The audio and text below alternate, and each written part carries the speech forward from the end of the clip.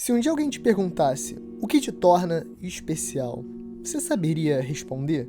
As memórias de Bartolomeu Kuma são inestimáveis. Por uma sequência de um pouco mais de 7 capítulos, viajamos pelo passado descobrindo segredos ocultos sobre God Valley, governo mundial e seus experimentos terríveis, a verdadeira origem do exército revolucionário e até mesmo um pouco mais do mito de Nika, o deus do sol. No entanto, escondido nas palavras de Oda, algo ainda mais especial.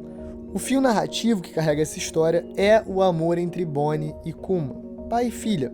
O sofrimento vivido por essa família atravessa gerações e quebra as barreiras cronológicas da história, entrando perfeitamente no presente de Egghead e culminando no capítulo 1106, com mecanismos secretos de Vegapunk que tornava todo o amor de Kuma uma barreira intransponível para aqueles que querem machucar sua filha.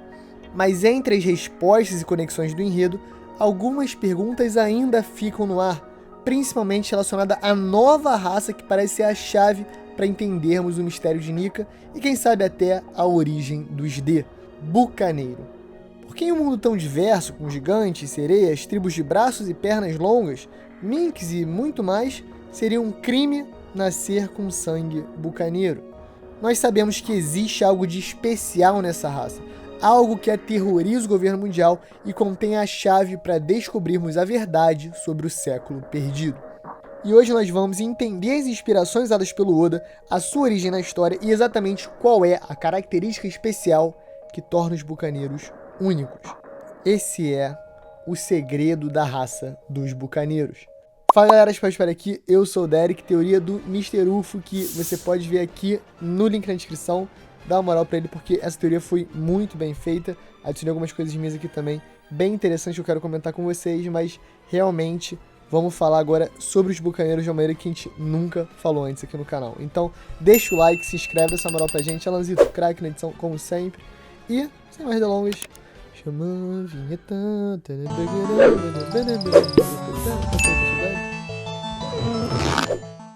Quem são os bucaneiros? Essa raça introduzida no capítulo 1095 só tem 2 membros confirmados até agora na história, Bartolomeu Kuma e o seu pai, Clep. Além disso, temos 3 características típicas que eles compartilham. 1. O sangue dos gigantes. 2. São extremamente fortes fisicamente. E 3. Eles são muito grandes. Além disso, descobrimos rapidamente que os bucaneiros são uma raça caçada pelo governo mundial que considera um crime a sua mera existência.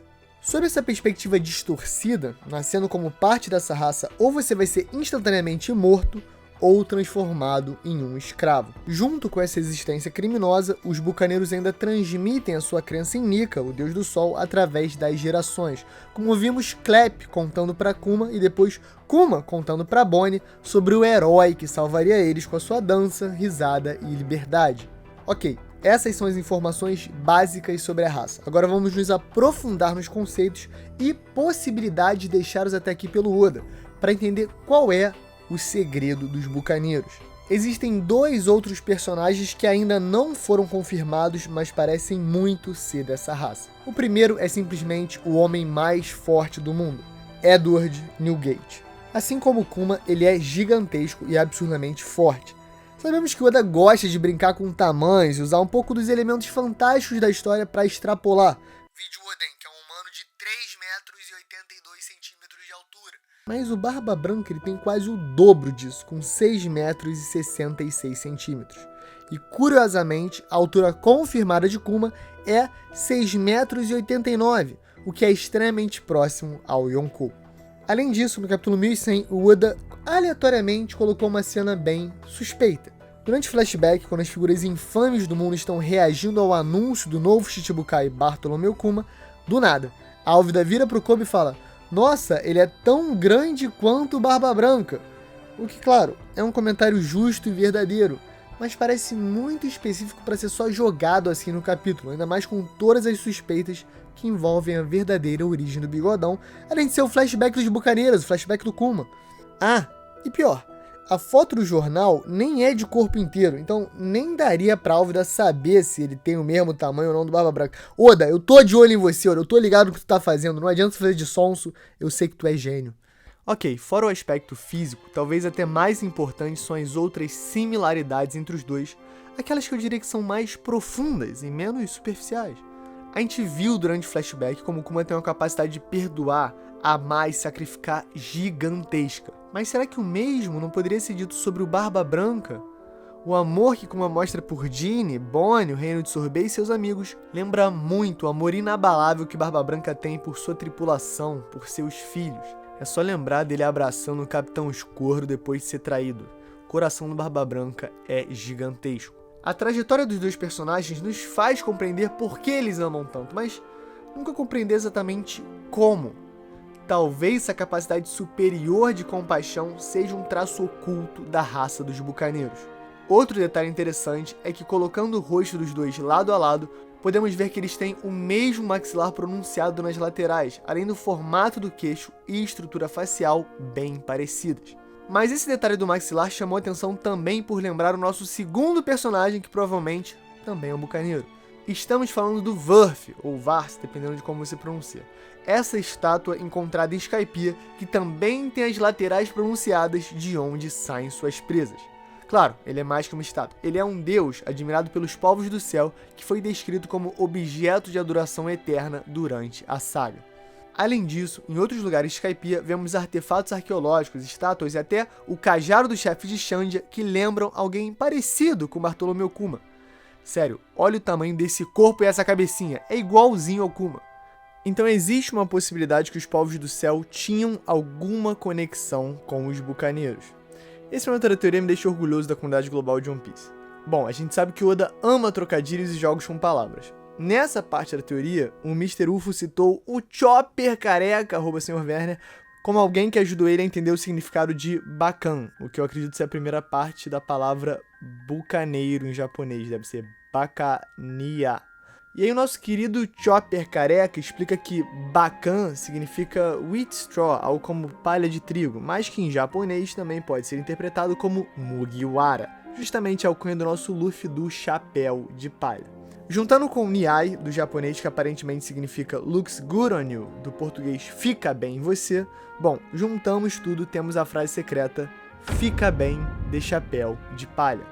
Tá, claro, pode ser só uma viagem absoluta, mas eu não consigo expressar o quanto isso é a cara do Oda. Sem meme, eu acredito. Deu pra entender? A palavra inteira é bacania, e aí se você divide bacan, chapéu de palha, e nia, fica bem você, e aí junta tudo bacania, fica bem chapéu de palha. Você vai entender, a gente vai chegar numa parte boa. Tá, vamos lá. Vamos explicar um pouco do contexto histórico da vida real que pode ter inspirado a figura da raça bucaneira. Existe uma imagem típica no Japão que usa variados chapéus, inclusive comumente o chapéu de palha, chamada de Jizo-sama, ou estátuas Jizo. Eu devo estar falando tudo errado em japonês, gente, desculpa. Felizmente eu sou um baita de um BR. Ignorante, burro. O Oda curte também desenhar elas em One Piece, com a sua aparição mais recente na arte colorida do capítulo 1009. Dá pra ver até que a Tama tá levando o chapéu do Luffy pra decorar um deles, assim como o Chopper e a Nami estão fazendo. Além dessa conexão do Bakan mais Niai, do chapéu de palha e do trocadilho, essas estátuas também lembram as que encontramos representando Vurf em Skypiea. Dá pra ver uma similaridade muito grande, por exemplo, no capítulo 245. Então podemos assumir que as estátuas de Vurf são referências diretas às estátuas de Jizo. Os Jizo são protetores das almas das crianças e dos sofredores no submundo. Além disso, eles são conhecidos por vigiarem os juvenis em nome dos seus pais, ao que de um jeito ou de outro se relaciona à história de Kuma e Barba Branca. Então, vale ficarmos espertos nas conexões que o Oda pode estar fazendo com a mitologia de dentro da obra com a mitologia da vida real. Tá, agora vamos para a nossa próxima pergunta do Globopice Repórter. Da onde vêm os bucaneiros? E calma, não vai ter o que eles comem. Começando esse questionamento, vamos trabalhar uma hipótese muito interessante. E se eles simplesmente não são uma raça natural, e sim algo criado? Eu acredito que os bucaneiros são frutos dos experimentos de gigantificação de antes do século perdido. E justamente, talvez não seja só o sangue dos gigantes que corre em suas veias. E se os bucaneiros também têm um coração gigante, tipo, literalmente, um coração de gigante. Os bucaneiros são humanos normais que receberam sangue de gigante e o coração de um gigante. Os experimentos fizeram com que eles fossem obrigados a se adaptar, aumentando drasticamente de tamanho para acomodar o órgão gigantesco, além de desenvolverem habilidades especiais como força sobre-humana e mais uma característica rara que vamos discutir muito em breve.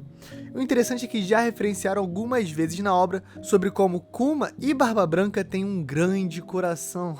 Veja só. Então, cara, vamos falar a verdade. Eu sou meio cretino, mas não é a cara do Oda dar essa trolladinha de leve? Oda gênio?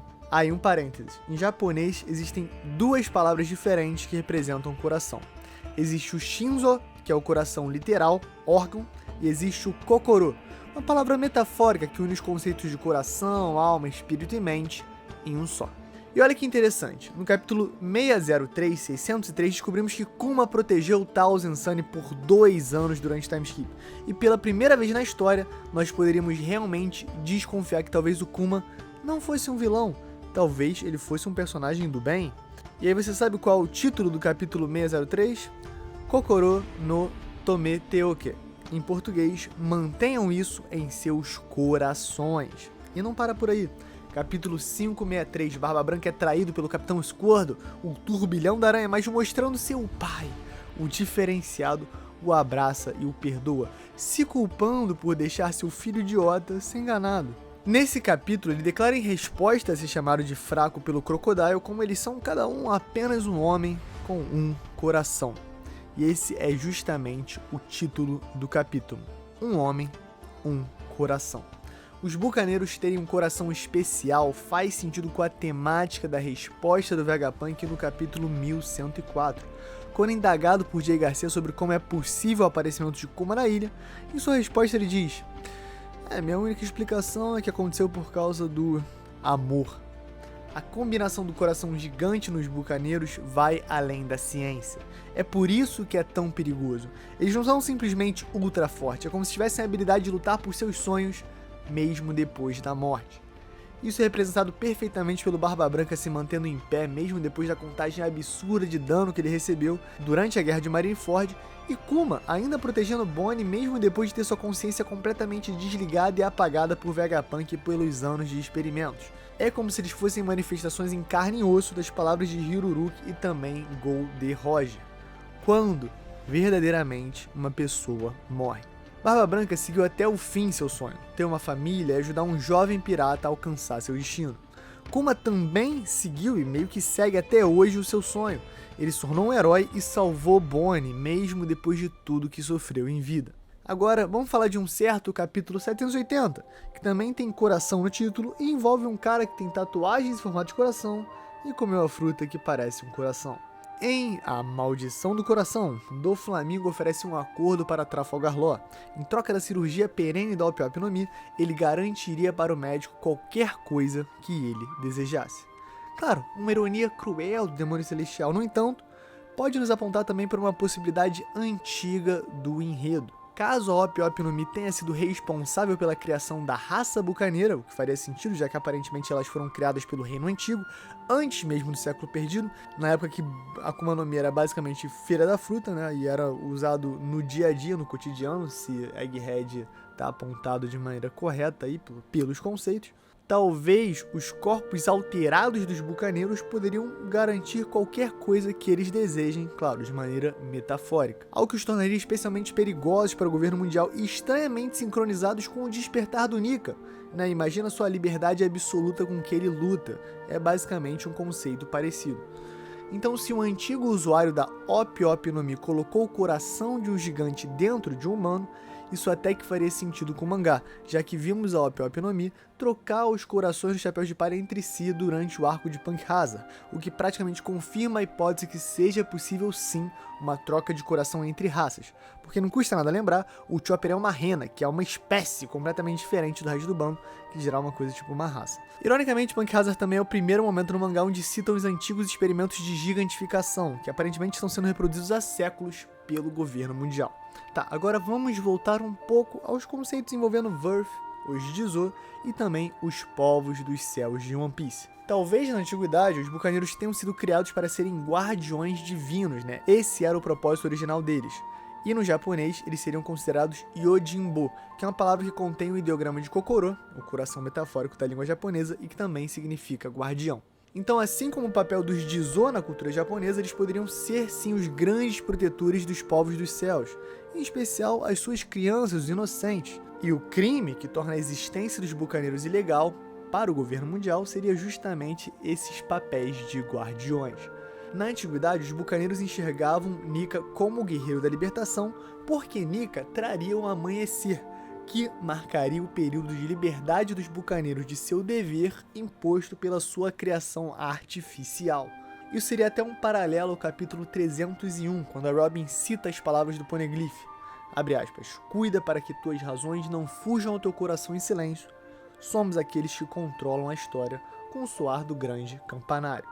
Isso acaba por, entre aspas, libertar os Shandians, já que os desejos de seus ancestrais tinham sido completos e a sua luta não faria mais sentido. Cuida para que as tuas razões não fujam ao teu coração em silêncio. Isso pode ser lido como uma promessa dos bucaneiros para o povo do céu. E claro, com o lançamento do capítulo 1107, a fala de Garcia Saturno, a temática envolvendo sempre sonhos, vida e morte, Barba Negra se torna praticamente um bucaneiro confirmado. E talvez justamente esse seja o segredo que Shanks acabou contando para os Gorosei em sua fatídica reunião durante o Reverie, quando falou sobre um certo pirata.